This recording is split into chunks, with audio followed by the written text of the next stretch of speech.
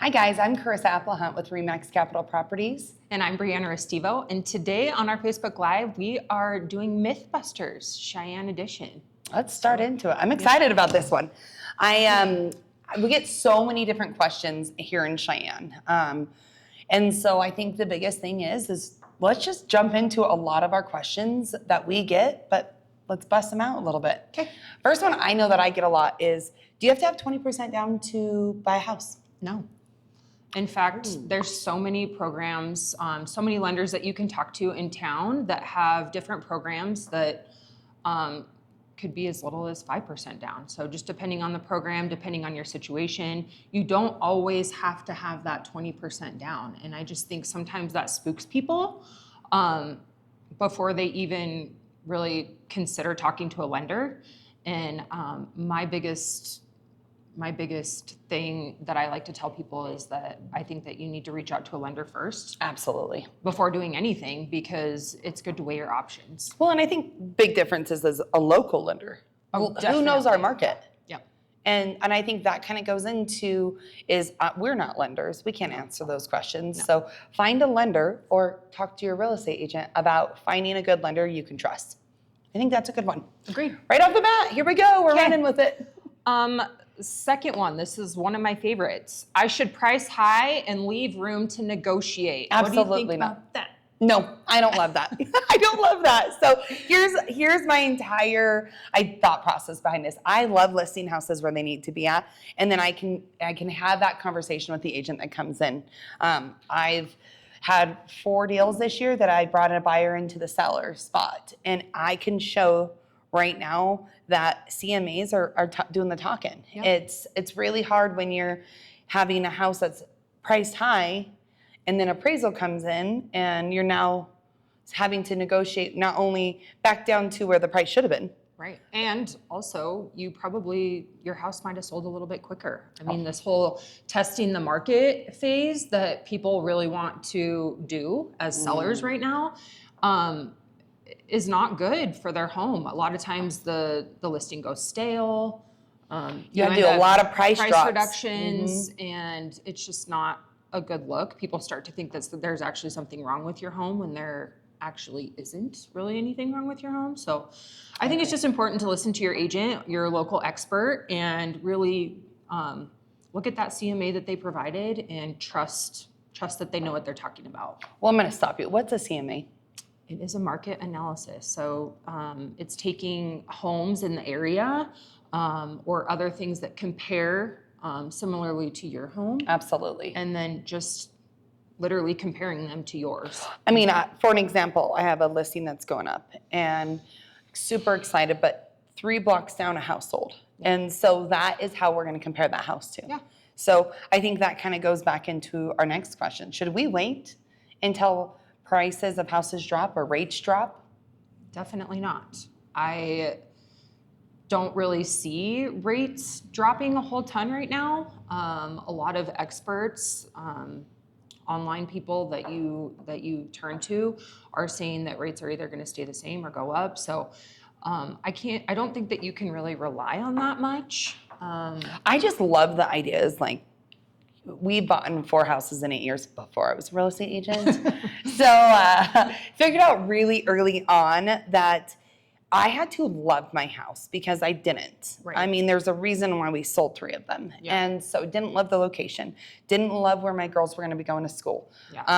I just had a laundry list of things that I truly wanted for our house. And so I had to love my house because I could have stayed in the first 2 houses at great interest rates and hated where I was and didn't make sense for our family. So here's my biggest advice. Anytime that I work with a buyer is I'm here to help you guys make sure we find the correct house for you, correct location, all the details that you're needing. If you're needing a 4-bedroom, a 3-bath, if you're wanting room for animals, let's get you into the right house and let's date the rate and find the lender that's going to help you stay on top of what that looks like. Agreed. For it. Well, and think people have this misconception because they're comparing it to national numbers, national news, that prices are going to crash. And I just don't really think that is going to happen here. So I don't suggest waiting for that to happen either. I think things are just going to continue to go up. I mean, thinking about things are moving and grooving, we kind of talked earlier today on in the last 6 months, what's that look like, right? So I did put some numbers down.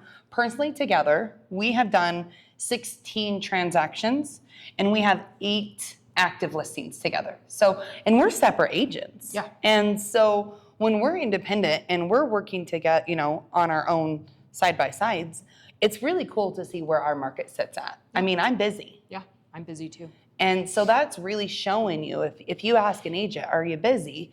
I mean, I know a lot of us at REMAX are busy, and we're blessed to be able to be in that situation where things are moving. Yeah. I mean, today's market is there's 300 on the market right now, and there's 247 pending. Yep. But in the last 6 months, 832 houses have sold. So if you're someone that's like, I'm gonna wait till the houses drop, or I'm gonna wait till, you might be waiting a while. Yeah. And then you're sad that you didn't buy this year when prices are high next year. Yep. So it's only increasing. We have a lot coming to Cheyenne. Yep. So. Okay, next one. Buying land works just like buying a house. Absolutely not. So I think the hardest, like when you're thinking about putting in for land, there's a lot goes into it. Right. Number one, find a lender that works with land. If you can't pay cash for it. If you cannot pay cash for it. And that's going to be, a lot of the lenders are going to ask 30 to 25% down. And that's not including, where's your utilities at? Right. Does it have, are we putting a septic in? Does it need surveyed? Yeah. What's the HOA? I mean, there goes a lot into land. And sometimes rates are higher depending on, what lender you're using. Also, I just think it's important to know, for one, who you're dealing with, and do they know about the wells, the septic, the zoning, do the job before, do the details. There's so many things. There's so many moving parts with land. And then what happens if your idea is to move, what I hear a lot of, it's affordable. So we're gonna move a double wide or a single wide trailer or something along those lines, or we're gonna try to build. Now, if that's your guys' goal in the long run is to buy the land and put something on there, make sure your HOA can allow covenants. There's a lot of detail that goes into those little moves that just because it looks affordable on paper, but do the numbers with the lender, crunch it out. What's your long-term goals with that? So I think that's a big question that we got is, if we buy this land, can we put a mobile home on this? If we buy this land, can we find a builder? Well, if you're gonna find a builder who's carrying the house loan, so many moving parts with that. So before buying the land, do your job before and get all the details on that. And make sure you have an agent that you can trust and knows what they're doing when it comes to land. Absolutely. So. My favorite is Zillow knows what I paid for my house. What's my house worth?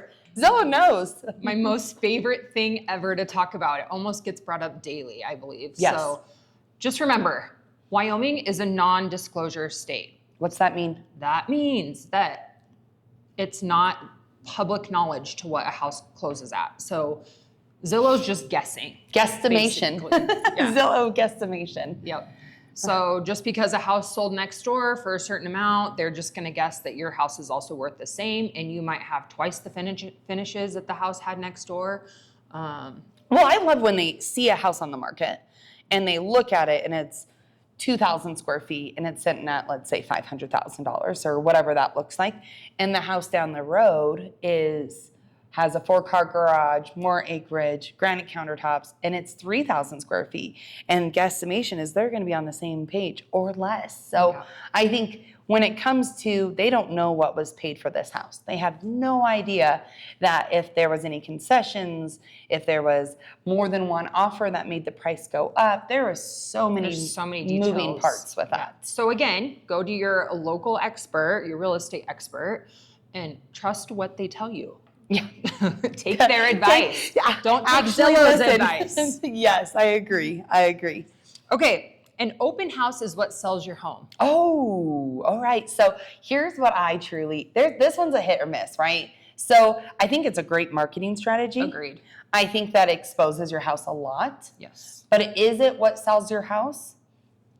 I mean, once every while, maybe. Yeah.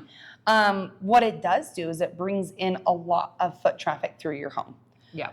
It also potentially could get the buyer on the backside to make an offer before the open house opens up.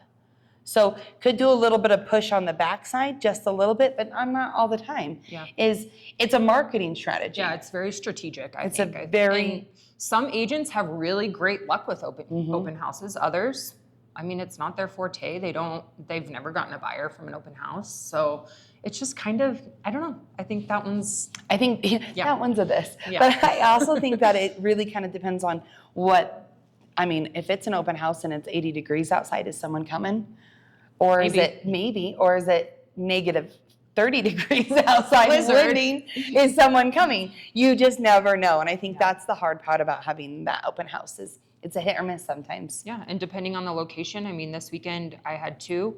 One had 7 people through it, one had 1. Oh, So yeah. you just don't know what you're gonna get. Yeah, absolutely. So here's my favorite, because I'm kind of dealing with this on my side. The seller must fix everything in the inspection report. No.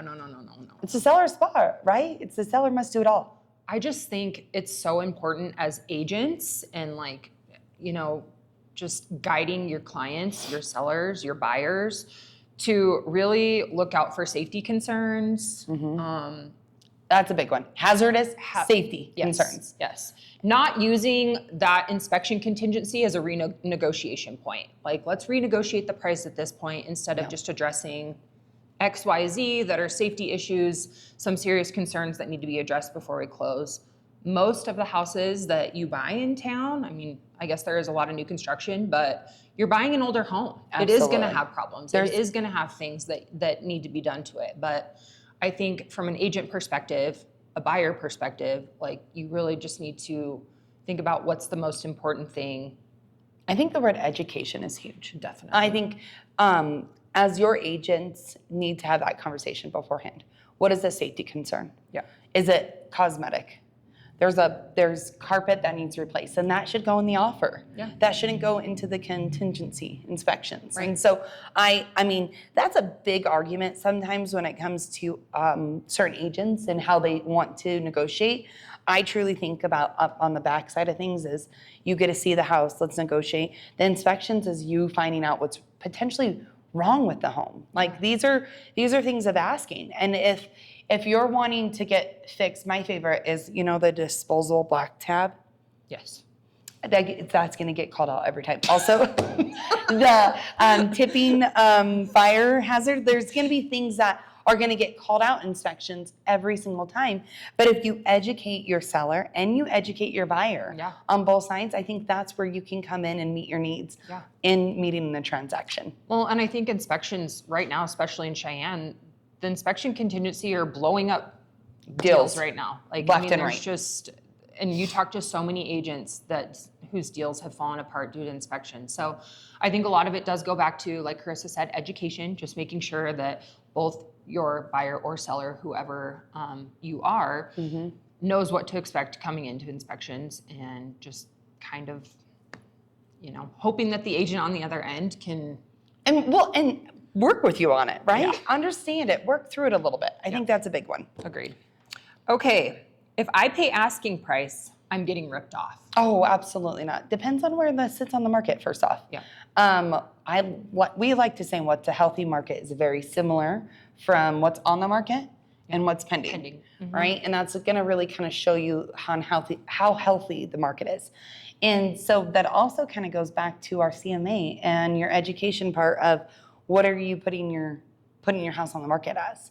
And so I do not think that just because you pay for a house then it's full price doesn't mean you're getting ripped off. No. I think the biggest question that I would have is, what negotiations did you get? Was there any concessions? Did you guys talk through, like, are you working out a deal that makes sense for you too? Right, and it just kind of goes back to like that CMA mindset. So what are your comps? What are you comparing the house to? As a buyer's agent, when you go to make that offer on a house, did you do your research? Did you look at the houses in the area? Did you pull your own comps and see kind of where you think that the house should be at, and offer a fair number? I think the word fair number too is, I also think when I work with buyers is I always ask them, if this was your house on the market, how would you respond if this offer was? Right. Second of all, what are you bringing to the table to make this offer a sweeter deal as well? Are we having a 30, 40-day close? Do you have a house to sell? Are you putting down a heavy earnest money down? I mean, you got to also sweeten up the deal if you're going to ask for some things off. Yeah. Because they're also going to look at you of saying, this buyer's getting a heck of a deal. Now they want more. Now they want and more. Exactly. So I don't foresee that being something. You're not getting ripped off. It all comes down to negotiations, and your local lender is going to help with what you can and cannot do, and your local real estate agent is going to make sure that you are making the best decision for your financial means. Yeah, I think it's important for the buyer just to think about and get this out of their head, the whole never pay full price for a house kind of situation. So everything is situational, and I think buyers kind of need to get that out of their brain. I agree. I would agree on that. Oh, let's see here. I got one here. If your home is sold as is, it's automatically a disaster. False. So there's a lot of scenarios. I'm working one right now that as is just means it's kind of in an estate and they don't have the time or the funds to repair the home, and so they're just selling it as is. And it's just easier on their whole family, their family dynamic, just to be able to do that and not worry about going in and fixing things. And so doesn't mean that anything's wrong with the house necessarily. It just means maybe they don't have the time, they're not local, they don't have the budget to be able to repair some of this stuff. I think that's a big one, is the budget, right? Yeah. Estates, there's too many moving parts. Yeah. They just put it as low as possible and said, you're getting a deal as it is, we're gonna go from there. Correct. So I think that one's pretty at, where it sits with it. Yeah. I should pay off all my debt before I even talk to a lender. Oh, no. I mean, I've had a situation with a buyer that went around and paid all his debt off and then needed some funds for other situations. Cash, and they didn't have it, so they had to wait a little longer. I always tell everyone, if you're thinking about buying in the next 6 months, let's sit down with a lender. Agreed. It's someone that you can trust and talk to. Yeah, it kind of goes back to that first question that we talked about with the 20% down. Like, I just think it's so important to talk to a lender first. Just figure out where you're at. If you need to take care of some business and some things need to be paid off, or like what does your situation look like? It's just so important to talk to a lender first before even, for one, counting yourself out or... Well, and just to be able to get on the same page, right? If you're wanting to buy a house and you think we work backwards, right? So if you want to be in a house by Thanksgiving, we got to start working backwards now. Yep. So we got to start looking by July. You got to start putting an offer 30, 45 days. You're into September and August. Like, here comes October. Like, you got to start working backwards. And so by doing that, it starts by working with a lender and then us going after and figuring out what your budget is and what you need to do to go forward with that. Agreed. So I can't compete if I'm not from Wyoming. Oh, I mean, a lot of people that is kind of a mind frame right now, but I don't believe that. I don't believe that either. Yeah. I think a lot of the mindset is we have so many people moving here right now. Yeah. We have a wide range of home buyers coming to Cheyenne. And so the mindset almost comes off as, I can't compete if I'm not from Wyoming. And so the thing is first off, I never ask as a seller's agent or a buyer's agent or whatever if that's even a conversation, but I have heard that a lot. I've had sellers literally be like, I don't want to sell to anybody but Wyoming, which I get it, whatever. But I also think that it's just important to, as a buyer, maybe use local lenders, local people. I think that gives you a big foot in the door. Absolutely. It's a little bit more difficult to work with out-of-state lenders. So it takes a little longer. It does. And I think sometimes that mindset is like, oh no, here comes a different lender that doesn't know our market. And so it doesn't even have to be And are they going to answer my phone call? Yes, never. It doesn't even have to be an out-of-state lender. I've had in Wyoming states, within the state, in-state lenders that have a night and day difference in price points. One house that would be, and this local lender is at, she's only 3 hours from here, and that house is sitting at $125,000, which that house picked up and moved to Cheyenne was probably $3 million. Right. So for having that transition, she was mind boggled by the prices. Yeah. And so I think that comes down to just making sure that you get a local lender that understands our market. I think that's huge a little bit. A local agent. Local agent for sure. Okay, let's see. VA and FHA offers can't win in Cheyenne. Oh, we are military strong presence here. Yep. We got F.E. Warren. We have so many awesome military avenues here. Yeah. I also feel like I love working with first-time home buyers. I pride myself on getting a first-time home buyer deal done because I truly think that it is something that I love seeing them to be able to get into their house to the first. So I absolutely don't think so. Well, and I think it just depends on the terms of the contract. I mean, are you, just because someone has a conventional big cash down offer doesn't necessarily mean anything. I mean, what's the timeline look like? I don't know. I just think sometimes the cleaner contracts can go farther. I also think too is how you present that contract on the other side of things. Yeah. Is so, if I came to you and was like, I got a VA loan, I'm really sorry. And then you as an agent would be like, you're not even happy about that loan. Yeah. But if I tell you, I'm like, I have this awesome VA loan. This family is so excited. I can't wait to present this to you. They're ready. They are set to be in. We can get this deal done in 30 days. Yep. Let's do it. Like, what can we do to get this job done? I think that gives you a 9-day difference of what you're like, oh, I can go with one or the other. Yeah. Definitely not the other. So I think we got one more and we can boogie out of here, guys. Sure. So I think my home is the best in the area. So it's worth more. What do you think? Oh, no. So I always joke around with a lot of our buyers and some of our sellers, and I just ask, your hot pink bathroom is beautiful. I would love one. My husband tells me no. But it's not going to be for everyone. Just because you spend more in a matter of what your house looks like, it also goes into preference rather than dollar for dollar. Yeah, I think it just is like that emotional attachment to a house, right? You're emotionally attached to your house, and therefore you think it's the best. You think it's the best on the street. You think that your finishes are the best, but they might not be to somebody else. So I also truly think that when you go to sell a house, you have to when you go sell your house, you have to remove that emotional detachment, taking off. It's hard. Yes, it's so hard, but taking off the pictures, the family memories, and just doing those things. And I think that would be exactly, kind of getting me in that next level to be able to maybe have that where it's not their home anymore. It's their next step of. Yeah, it's just your next phase of life. Yes, yes. So, hey. We could go on and on. We have so many questions that we could maybe we should just do Mythbusters every time. Yeah, hey, follow us for the next Mythbusters. Yes. We hope you guys have the best 4th of July. Be safe out there. Remember, I'm Cherisa Applehunt. I'm Brianna Restivo. And we're here with REMAX Capitol Properties. Have a great day.